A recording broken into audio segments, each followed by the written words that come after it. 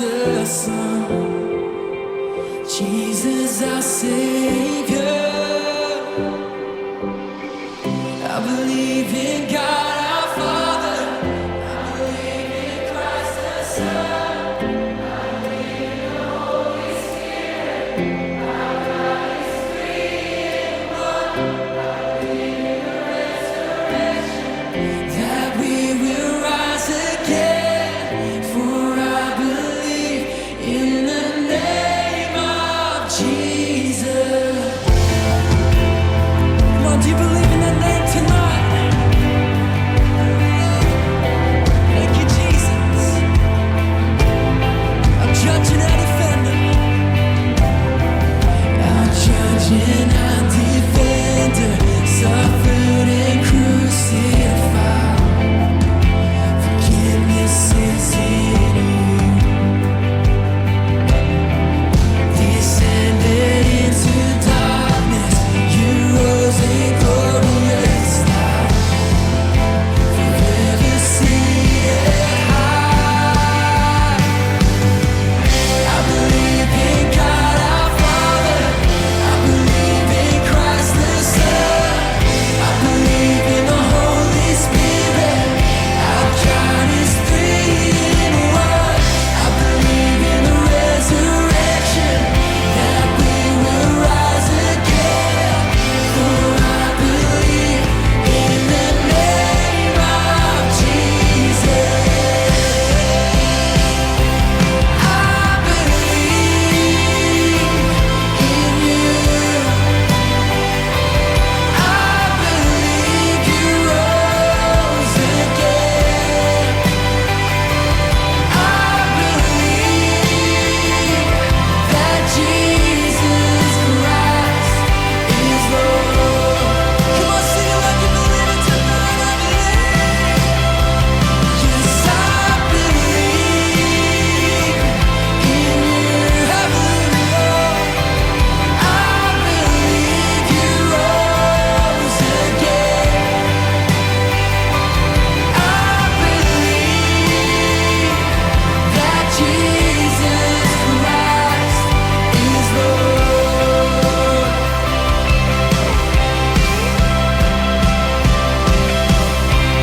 I believe in God our Father,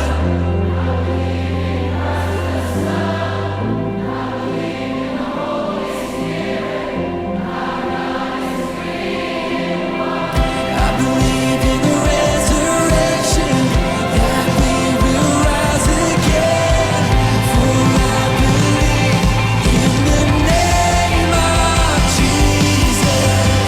I believe in God our Father, I believe in Christ the Son, I believe in the Holy Spirit, our God is three in one.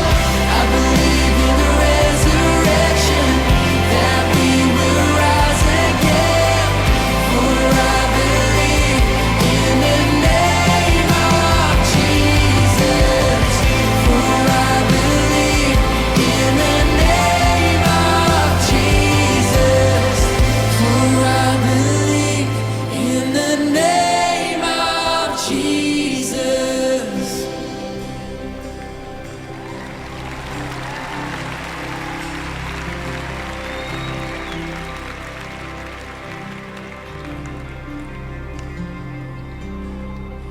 I believe in life eternal. I believe in the virgin birth. I believe in the saints' communion and in your holy church. I believe in the resurrection when Jesus comes again. For I believe in the name of Jesus. Come on, lift your voice. I believe in God our Father, I believe in Christ the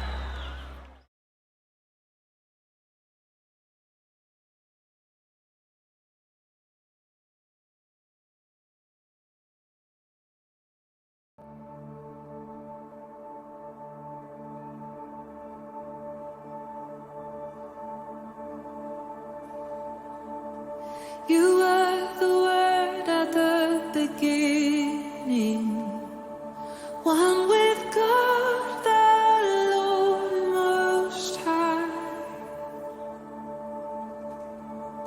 Your hidden glory in creation, now revealed in you, our Christ. What a beautiful name it is. What a beautiful name it is. You sing.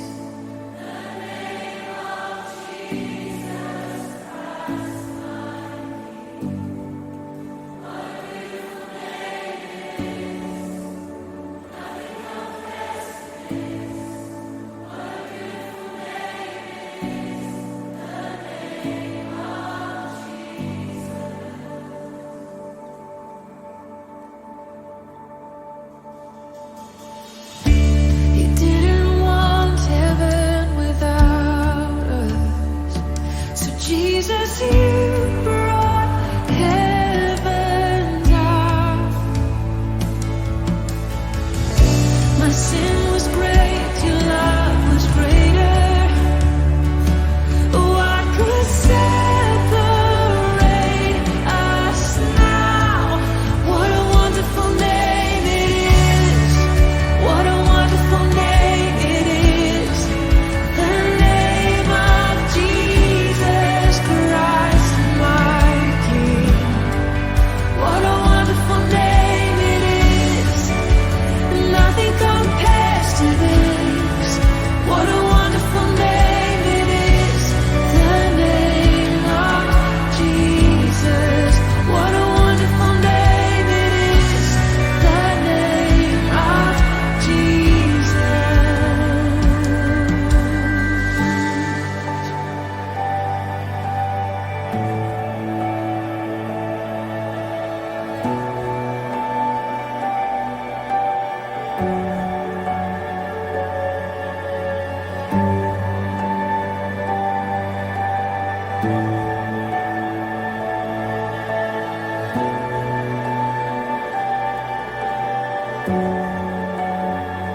How sweet is your name, how good you are. We love to sing your name, Lord. Love to sing who you are. Death could not hold you. The veil tore before you. Your side.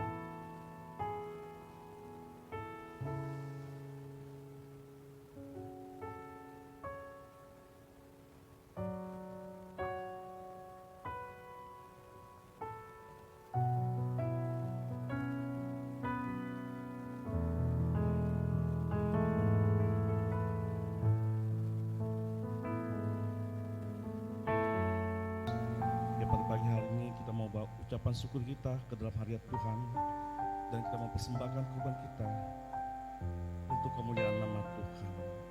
Kita akan pujian saat ku masuk ke hadirat-Mu, ku tersungkur dan sembah-Mu.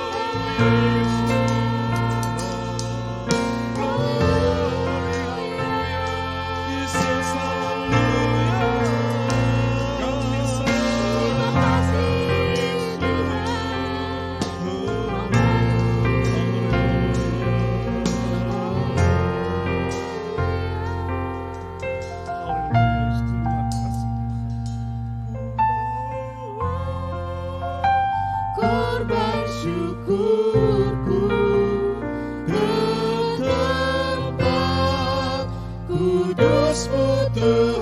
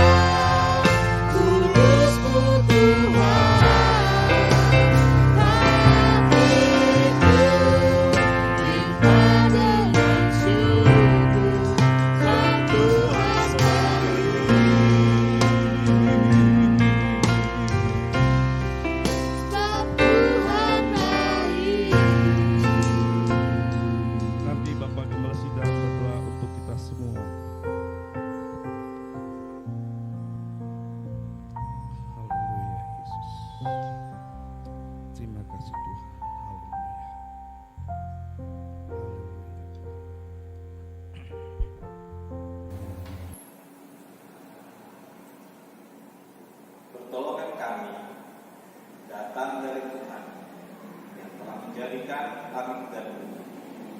Kiranya berkat-berkat melimpah dari Allah Bapa, Anak dan Roh Kudus turun atas ibadah ini, sehingga setiap jemaat yang hadir rumah masing-masing dalam ibadah diberkati oleh Tuhan, dikuatkan oleh Tuhan, dan memperoleh pertolongan pada waktu.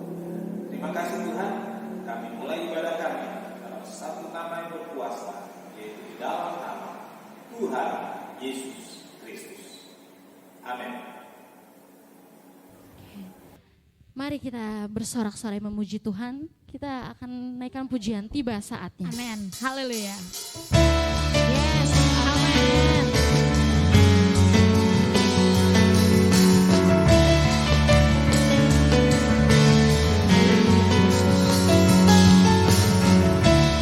Yes, amin.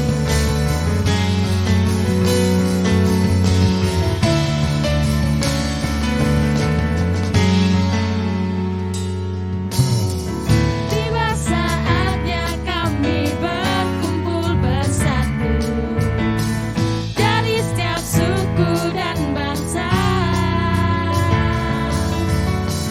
berdiri di hadapan tata anak domba, satu suara menyatakan keselamatan bagi Allah yang duduk dan bertata. Kami naikkan pada anak domba pujian dan kekuatan, hormat dan kekuasaan, kemuliaan bagi Dia selamanya. Amin. Haleluya. Yes.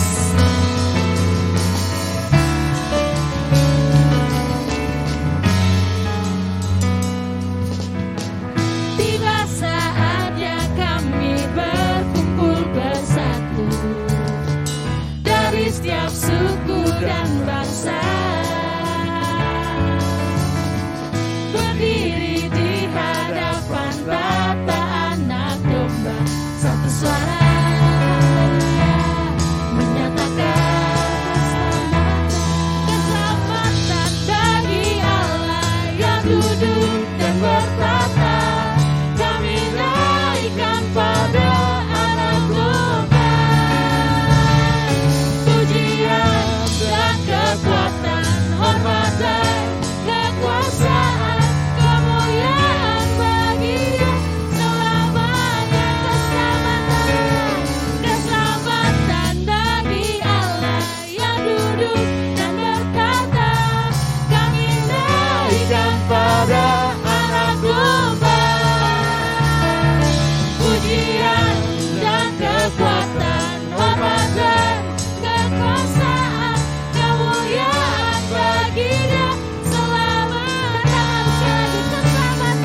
Keselamatan bagi Allah yang duduk dan bertata. Kami naikkan pada anak domba. Pujian dan kekuatan, hormat dan kekuasaan, kemuliaan bagi Dia selamanya. Kemuliaan bagi Dia, kemuliaan bagi Dia, kemuliaan bagi Dia selamanya. Amin. Haleluya.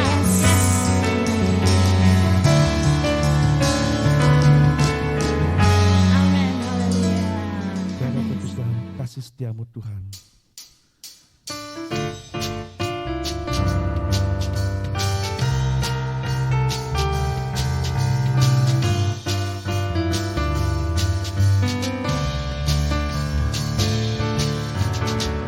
Tiada berkesudahan kasih setiamu Tuhan, selalu baru rahmat-Mu bagiku. Hari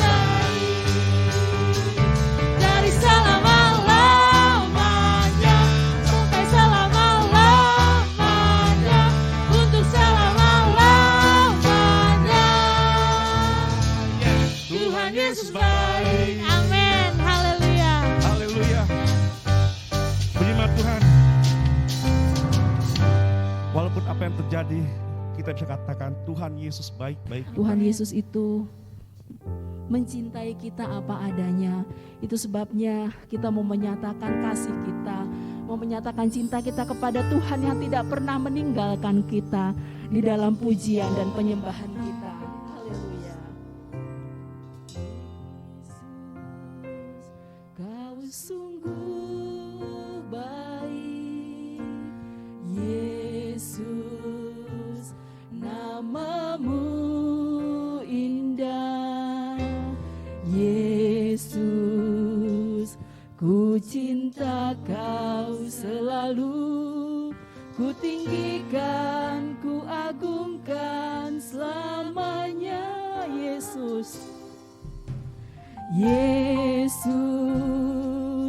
kau sungguh baik, Yesus, namamu indah, Yesus, ku cinta kau selalu, ku tinggikan, ku agungkan selamanya. Ku mau memujimu, ku mau memujimu, ku selalu pujimu, ku mau menyembahmu, ku selalu sembahmu. Kau yang layak terima semua pujian, kemuliaan hanya bagi Tuhan. Katakan Yesus, kau sungguh baik. Haleluya. Yesus, kau sungguh baik, Yesus, namamu indah, Yesus, ku cinta kau selalu, ku tinggikan, ku agungkan, ku mau memujimu, ku mau memujimu, ku selalu pujimu, ku mau menyembahmu, ku selalu sembahmu. Kau yang layak terima semua pujian, kemuliaan hanya ku mau memujimu Tuhan. Haleluya. Ku mau memujimu,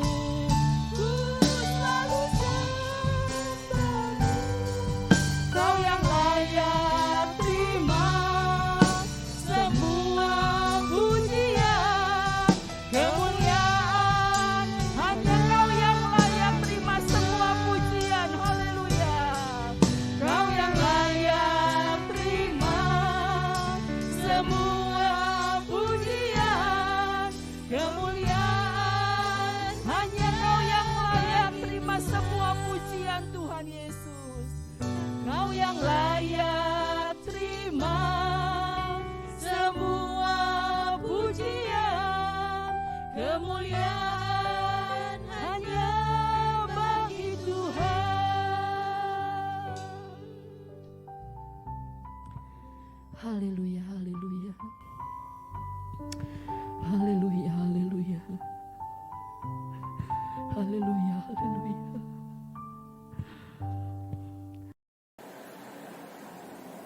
Bapa di dalam sorga, kami datang pada Tuhan setelah kami menaikkan puji-pujian. Dan kami merasakan Tuhan hadir dalam puji-pujian kami. Kami menikmatinya, kami bersuka cita. Saatnya tiba, kami akan mendengarkan Tuhan berbicara melalui firman. Tuhan menolong kami untuk kami bisa memahami. Roh Kudus bekerja dalam diri kami sehingga firman Tuhan bisa kami taati, firman Tuhan bisa kami lakukan, membuat kami kuat dan bertumbuh dalam iman. Terima kasih Tuhan, bicaralah, kiranya Roh Kudus terus menolong kami. Dalam nama Tuhan Yesus kami berdoa. Amin.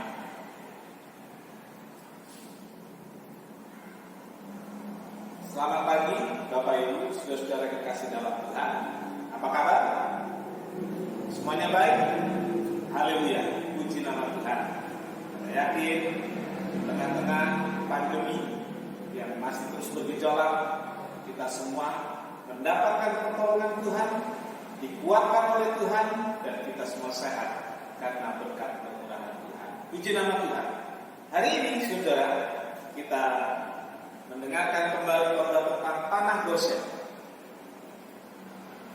Dibedakan oleh Allah.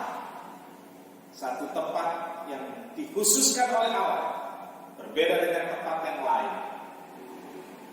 Itulah tanah Goshen. Dibedakan oleh Allah bagian keempat. Kali ini kita akan berbicara tentang cara hidup yang berbeda. Dibedakan karena Israel mempunyai cara hidup yang berbeda. Keluaran 8 ayat 20 sampai 23. Saya akan bacakan demikian firman Tuhan. Berfirmanlah Tuhan kepada Musa, bangunlah pagi-pagi dan berdirilah menantikan Firaun pada waktu biasanya ia keluar ke sungai, dan katakanlah kepadanya, beginilah firman Tuhan, biarkanlah umatku pergi supaya mereka beribadah kepadamu. Sebab jika engkau tidak membiarkan umatku pergi, maka aku akan melepaskan tikam terhadap engkau, terhadap pegawai-pegawai, rakyat dan rumah-rumahmu, sehingga rumah-rumah orang Mesir, bahkan tanah di mana mereka berdiri akan penuh dengan ikan. Tetapi pada hari itu, aku akan mengecualikan tanah Goshen di mana umat tinggal, sehingga di sana tidak ada terdapat ikan, supaya engkau mengetahui bahwa aku Tuhan ada di negeri ini. Sebab aku akan mengadakan perbedaan antara umatku dan bangsa. Besok tanda mujizat ini akan terjadi. Amin. Berbahagialah setiap orang yang telah membaca, melakukan, dan mendengarkan firman Tuhan. Tuhan Yesus memberkati. Saudara itu satu kalimat dalam ayat ini, ayat 22. Tetapi pada hari itu aku akan mengecualikan tanah Goshen, yang mengecualikan tanah Goshen. Pada hari itu aku akan membedakan tanah Goshen. Seperti apa dibedakannya? Di Israel aman, tetapi saudaraku, di tanah-tanah orang Mesir tinggal, di rumah-rumah orang Mesir akan mengalami begitu banyaknya lalat ikan. Nah, saudara-saudaraku, antara bangsa Israel dan bangsa Mesir makin nyata dan jelas perbedaannya dalam kehidupan sehari-hari, yaitu dari cara hidup mereka, cara hidup sehari-hari, keseharian mereka itu beda. Dan di sini saudaraku, Allah memproteksi tanah Goshen. Allah melindungi tanah Goshen. Karena di sana ada satu bangsa kepunyaan Allah. Tentu Allah ingin melestarikan bukan hanya Israel sebagai satu bangsa, tetapi Tuhan Allah ingin melindungi, memproteksi dan melestarikan jati diri bangsa Israel sebagai satu bangsa. Jangan sampai saudara, Israel sebagai satu bangsa tetap ada, tetapi berbagai hal yang menjadi ciri khas dalam kehidupan orang Israel, dalam hubungan Israel dengan Tuhan, itu tidak ada lagi. Hilang. Allah tidak ingin. Jadi jangan sampai Israel sebagai satu bangsa tetap ada, tetapi ciri khas yang membedakan Israel dengan Mesir, dengan orang-orang Mesir yang bukan milik Allah, itu hilang. Saudaraku, cara hidup bangsa Israel yang berbeda tetap dijaga. Cara hidup sebagai bangsa milik Allah yang beda dari bangsa-bangsa lain itu tetap dilestarikan. Puji nama Tuhan. Saudara, sebagai orang percaya, saat ini kita berada dalam dunia ini. Secara teritorial, kita tidak eksklusif seperti Israel yang dikhususkan tinggal di tanah Goshen. Kita hidup membaur, kita hidup campur, kita hidup bergaul dan hidup bersama-sama dengan orang-orang yang tidak percaya Tuhan di wilayah yang sama, di sekolah yang sama, di pekerjaan yang sama, di tempat dagang yang sama, bersama-sama di wilayah yang sama dengan orang-orang lain yang bukan Kristen. Lalu saudara, apa yang membedakan? Apa sih yang membedakan Anda dan saya dengan mereka yang tidak seiman, yang tidak sekepercayaan dengan kita? Apa yang membedakan? Ini saudara, dengarkan baik-baik. Yang membedakan adalah cara hidup. Ya. Cara hidup yang berbeda. Saudara-saudaraku, ada perbedaan cara hidup antara orang Israel dengan orang Muslim. Ini bagian pertama. Cara hidup orang Israel kita akan lihat. Ada perbedaan di antara mereka yang terus-menerus dipelihara. Dan makin lama perbedaan ini makin jelas. Dan perbedaan ini menjadi ciri khas orang Israel tersendiri, ciri khas hidup orang Muslim tersendiri. Ciri khas kehidupan orang Israel dipelihara turun-temurun. Turun-temurun mulai dari nenek moyang mereka, yaitu Abraham. Lalu kemudian Ishak, sampai pada generasi pertama yang tinggal di tanah Goshen, yaitu Yakub. Lalu kemudian saudaraku, kita tahu sampai generasi terakhir mereka yang tinggal di tanah Goshen, yaitu Musa dan seangkatannya. Mereka semua tetap memelihara cara hidup yang diwariskan oleh bapak-bapak leluhur mereka, Abraham, Ishak, dan Yakub. Puji nama Tuhan, saudaraku. Semua ini terjadi karena latar belakang yang berbeda. Jadi saudaraku, cara hidup yang berbeda itu dimulai dari latar belakang yang berbeda. Inilah yang membuat cara hidup dua suku bangsa ini berbeda. Latar belakang berbeda. Yang satu berasal dari tanah Ur, asal dari nenek moyang mereka, yaitu Abraham. Kemudian diwariskan kepada Ishak. Dari Ishak diwariskan kepada Yakub. Dan Yakub diwariskan kepada generasi yang hidup di tanah Goshen. Warisan cara hidup dan budaya tersebut mereka lanjutkan, mereka hidupkan terus di tanah pengasingan mereka, yaitu di tanah Goshen. Sedangkan saudara bangsa Mesir adalah tuan rumah yang mempunyai budaya, yang mempunyai kebiasaan, yang mempunyai adat istiadat berbeda dengan Israel. Mereka punya sendiri. Dan itu membuat perbedaan makin jelas, makin lama makin kelihatan dari latar belakang mereka yang berbeda. Kemudian saudaraku, yang membedakan lagi adalah agama, ya, kepercayaan yang beda. Sebenarnya tidak masalah dengan agama atau kepercayaan yang berbeda. Tetapi pada masa itu di Mesir, karena Mesir adalah tuan rumah dan Israel adalah pengungsi, tamu. Tapi ini tamu tidak diundang, saudara. Tamu yang maksa tinggal, saudara. Sehingga perbedaan itu sengaja diperjelas. Karena perbedaan kepercayaan.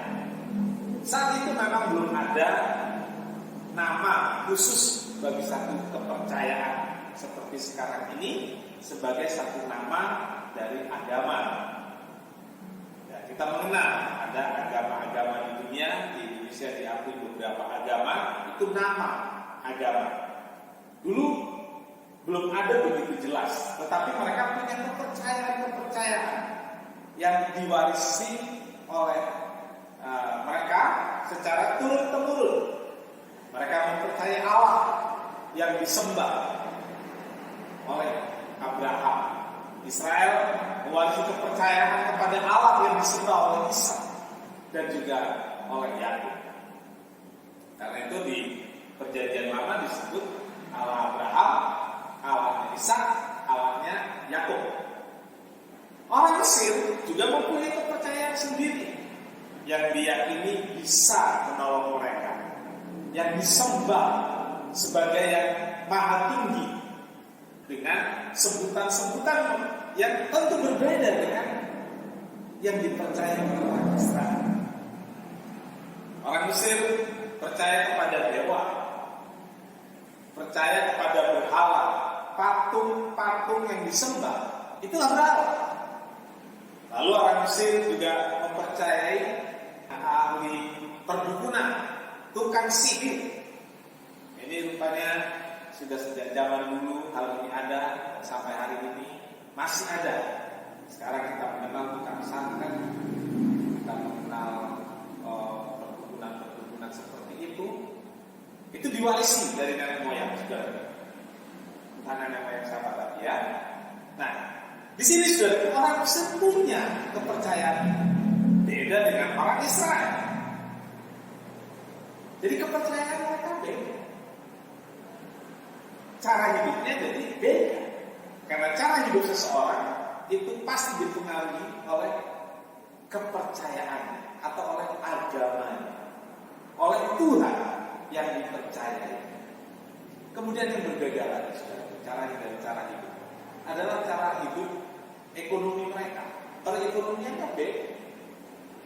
Dalam hal ekonomi, dua bangsa ini sangat berbeda. Israel hidup sebagai peternak.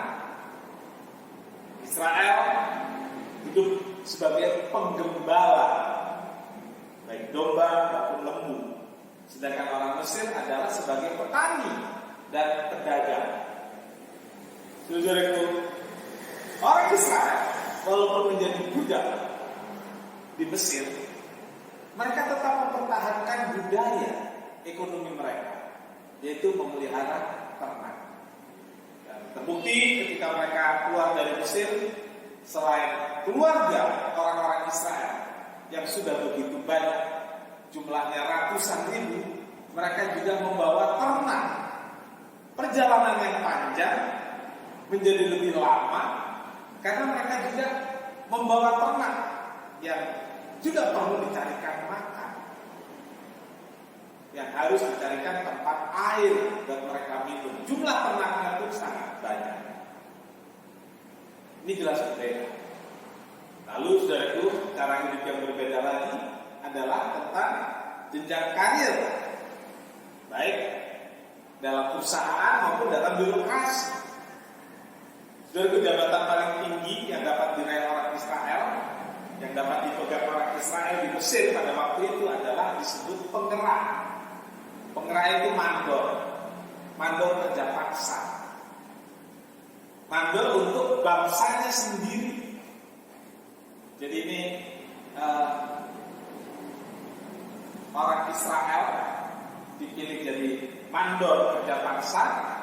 Yang dipekerjakan secara paksa adalah orang Israel sendiri. Hebat, saudara.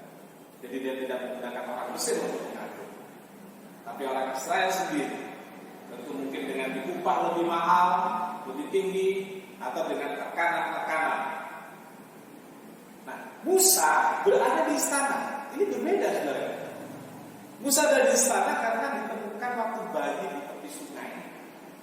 Kemudian diangkat anak oleh putri Firaun. Karena dia diangkat anak oleh putri Firaun, maka dia sebenarnya adalah seorang pewaris tahta, salah satu pewaris tahta yang pada masa itu juga sebenarnya Musa punya gelar pangeran. Pangeran. Dia punya pengawal, dia punya bawahan, dia punya kelas tersendiri. Bahkan di antara orang-orang Mesir. Jadi jenjang karir orang Israel sangat terbatas. Dan apalagi itu ciri hidup orang Israel yang berbeda dalam hal sosial politik.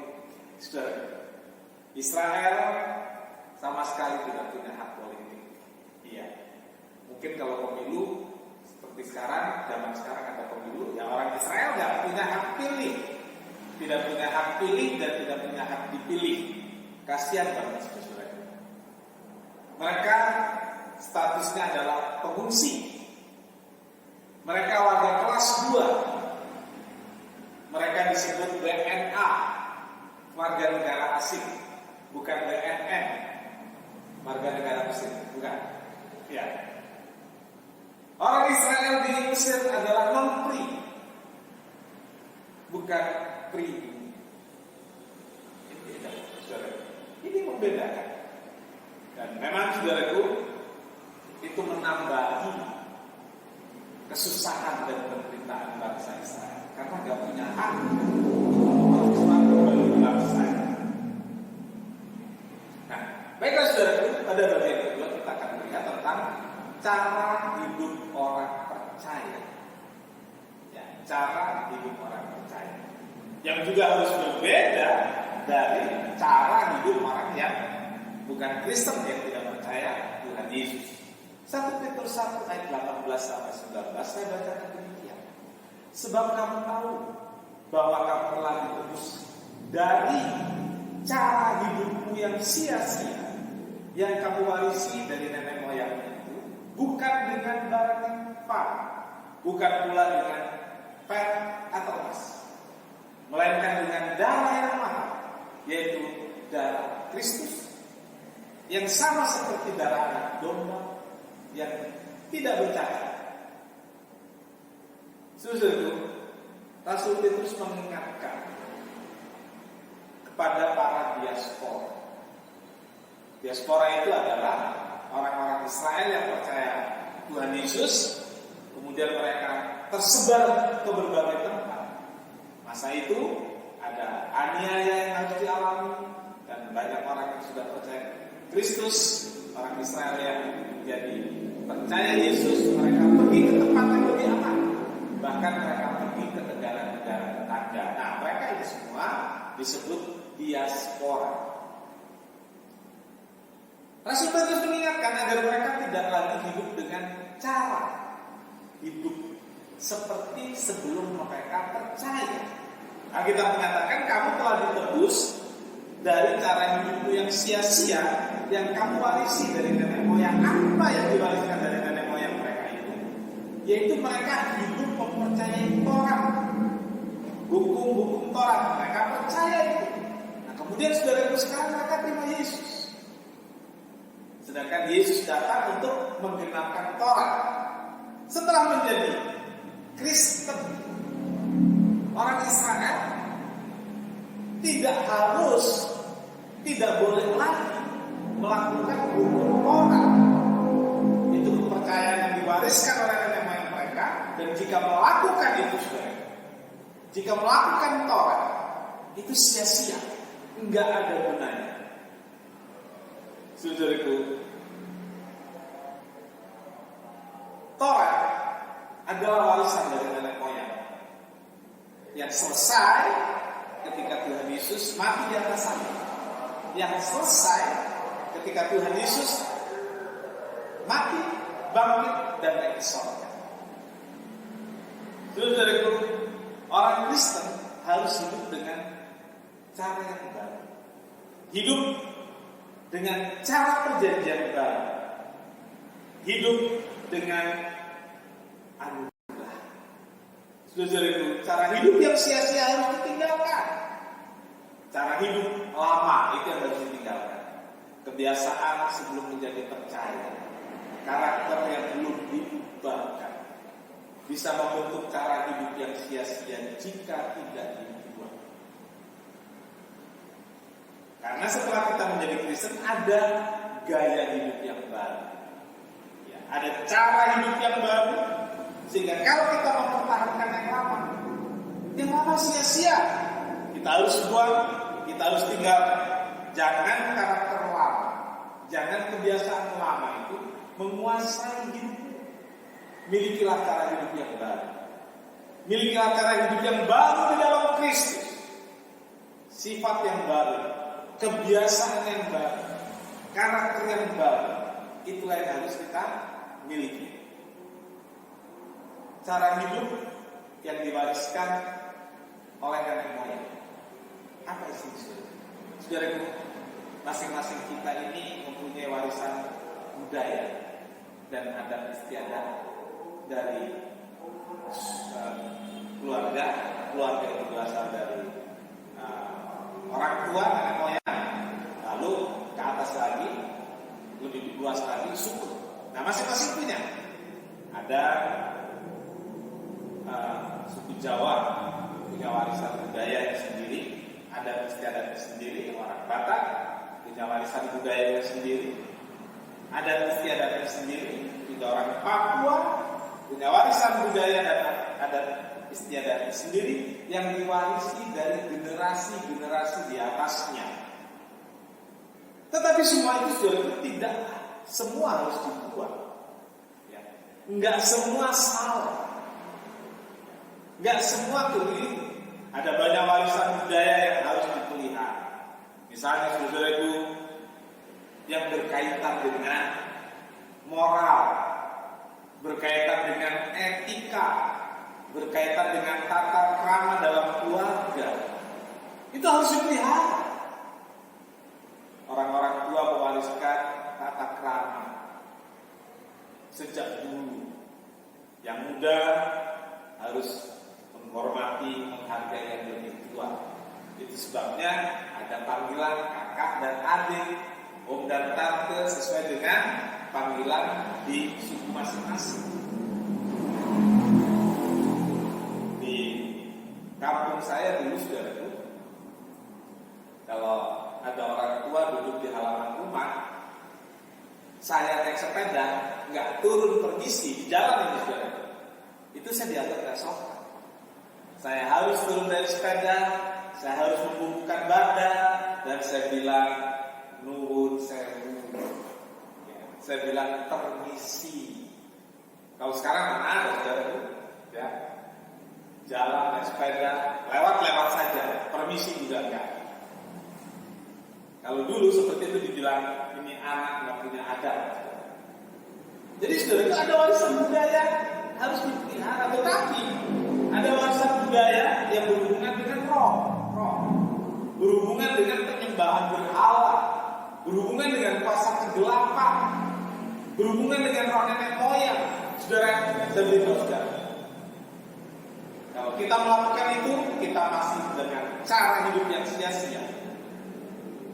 Kita masih melakukan Taurat dalam tanda petik, melakukan cara hidup nenek moyang yang sia-sia. Apa sih saudara? Ada banyak. Ada acara-acara di orang meninggal yang berhubungan dengan kuasa kegelapan. Ini sering kurang dipahami, saudara. Saya tidak memberi contoh satu-satu, tapi saya ingatkan. Kita semua sudah dewasa dalam Kristus, tahu mana yang berhubungan dengan kuasa kegelapan, berhubungan dengan nenek moyang, roh nenek moyang. Mana yang memang itu merupakan budaya yang harus kita lakukan. Dalam pernikahan, seringkali kita masuk ke dalam ritual-ritual yang berhubungan dengan roh nenek moyang. Cara hidup yang sia-sia. Ya. Pindah rumah. Seringkali kita juga punya ritual-ritual yang berhubungan dengan roh nenek moyang, dengan penyembahan berhala tanpa kita sadari kita melakukan itu semua. Mari saudaraku, tinggalkan itu semua, karena kita harus punya cara hidup yang berbeda. Pengaruh lingkungan atau pergaulan yang salah ini membuat cara hidup kita bisa kabur, udah. Ada banyak cara hidup yang sia-sia dan tidak berguna di sekitar kita, juga dalam pergaulan kita sehari-hari. Kita harus punya filter agar kita dapat menyeleksi mana yang baik dan mana yang buruk. Kita harus bisa memilih dan memilah sehingga kita bisa mengambil yang baik untuk kita. Pada bagian ketiga, saudaraku, tentang hidup orang percaya harus memiliki cara hidup yang berbeda. Seperti tadi saya katakan, beda itu tidak sama. Beda itu bukan berarti aneh atau nyeleneh. Orang Kristen harus memiliki cara hidup yang berbeda. Cara hidup yang baru, cara hidup yang memuliakan Allah. Beda itu kan tidak sama. Tapi jangan berpikir karena beda kita menjadi orang yang lebih suci. Jangan berpikir karena kita berbeda kita menjadi orang yang lebih benar. Tidak, saudara. Kita hanya menunjukkan bahwa kita adalah pengikut Kristus. Kita hanya mewujudkan sebagai orang Kristen, kita harus memuliakan Allah. Efesus 4 ayat 23 sampai 24. Efesus 4 ayat 23 sampai 24. Supaya kamu dibaharui di dalam roh dan pikiran dan mengenakan manusia baru yang telah diciptakan menurut kehendak Allah di dalam kebenaran dan kekudusan yang sesungguhnya. Saudaraku, menjadi manusia baru yang diperbaharui dalam roh dan pikiran oleh firman dan Roh Kudus. Roh yang membaharui hidup kita, firman yang membaharui hidup kita, ini yang membuat kita orang Kristen menjadi beda. Sehingga hidup kita yang beda itu menjadi terang. Dan terang itu, saudaraku, semakin nyata jika kita berada di tempat yang gelap. Dunia sekarang ini sedang dalam kegelapan. Kegelapan moral, kegelapan etika, dan sekarang kegelapan karena pandemi. Sebagai manusia yang telah dibaharui, kita jadi terang yang menyala di tengah-tengah dunia yang gelap ini. Cara hidup yang berbeda, cara hidup yang memuliakan Tuhan, cara hidup yang menjadi terang bagi lingkungan, cara hidup yang memuliakan Tuhan. Amin. Tuhan Yesus memberkati. Kita berdoa. Bapa di dalam surga, terima kasih buat firman Tuhan. Kiranya Roh Kudus menolong kami, Roh Kudus membantu kami untuk bisa kuat dalam melakukan firman Tuhan, sehingga ada perbedaan yang jelas antara kami sebagai orang percaya dengan mereka yang tidak percaya. Ada perbedaan yang membuat orang lain melihat terang Yesus Tuhan ada di dalam kami. Kami memancarkan cahaya kemuliaan Allah. Itulah yang membedakan. Terima kasih Tuhan, terima kasih. Berkati seluruh jemaat yang mengikuti ibadahnya. Berkati rumah tangganya, jaga kesehatannya. Kami berdoa dan bersyukur untuk negara kami Indonesia yang pada tanggal 17 Agustus tahun ini merayakan ulang tahun yang ke-76. Tuhan Yesus, berkatilah negara kami, tolonglah negara kami lepas dari pandemi ini, sehingga kami benar-benar merdeka. Kami benar-benar bebas dari belenggu pandemi. Sama seperti orang Israel yang bebas merdeka dari perbudakan. Kami juga bebas dari perbudakan pandemi. Berkati pemerintahan, berkati tenaga medis, berkati orang-orang yang terlibat dalam menangani pandemi COVID-19. Terima kasih Tuhan, terima kasih. Kami mengakhiri ibadah kami, berkati seluruh jemaat, berkati keluarga, jaga lindungi, sehingga kami tetap sehat, kami bisa beraktivitas dengan baik, dan Tuhan dipermuliakan. Terima kasih Tuhan, terima kasih. Tuhan memberkati engkau dan melindungi engkau. Tuhan menyinari engkau dengan wajahnya dan memberi engkau kasih karunia. Tuhan menghadapkan wajahnya kepadamu dan memberi engkau damai sejahtera. Saudara kekasih, terimalah berkat dan damai sejahtera dari Allah Bapa, kasih karunia dari Tuhan Yesus Kristus Bapa Kudus, serta kita semua sekarang sampai selama-lamanya. Dalam nama Tuhan Yesus Kristus, selamatkan kami berdoa.